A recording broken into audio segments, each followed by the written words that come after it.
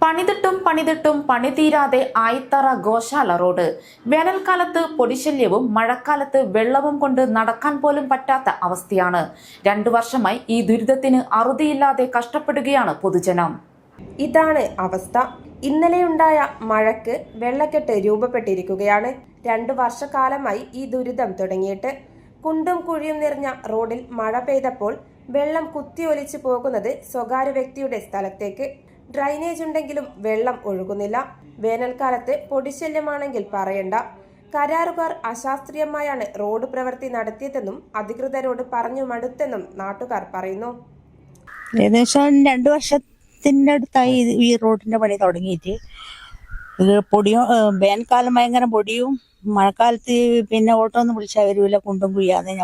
ഞങ്ങൾ സമരത്തിനെല്ലാം വട്ടപ്പാർക്ക് സമരമെല്ലാം ചെയ്തിന് റോഡ് ശരിയായി തരണമെന്ന് പറഞ്ഞിട്ട് ഇവിടെ ഒരു ഇതുമില്ല. അധികാരികൾ ഒരു കാര്യം കണ്ണു തുറക്കുന്നില്ല. ഇതുവഴി വാഹനം ഓടിക്കാൻ സാധിക്കുന്നില്ലെന്നും 1000 രൂപയുടെ പണിയെടുത്താൽ 2000 രൂപ വർക്ക്ഷോപ്പിൽ കൊടുക്കേണ്ട അവസ്ഥയാണെന്നും ഓട്ടോ ഡ്രൈവർ ദാസൻ പറഞ്ഞു. അങ്ങോട്ട് പോകുക ഒരു വണ്ടി ഉണ്ടാവില്ല. റോഡ് അത്രയും ദയനീയാവസ്ഥയിലേ. നമ്മളിപ്പോൾ ഒരു 1000 രൂപേൻ്റെ പണിയെടുത്തിട്ടുണ്ടെങ്കിൽ പിറ്റേന്ന് 2000 രൂപ കൂട്ടിയിട്ട് വർക്ക്ഷോപ്പ് കൊടുക്കണം. വണ്ടിയുടെ വെച്ചില്ലെങ്കിൽ ജനങ്ങൾ പ്രശ്നങ്ങൾ വേറിയോ.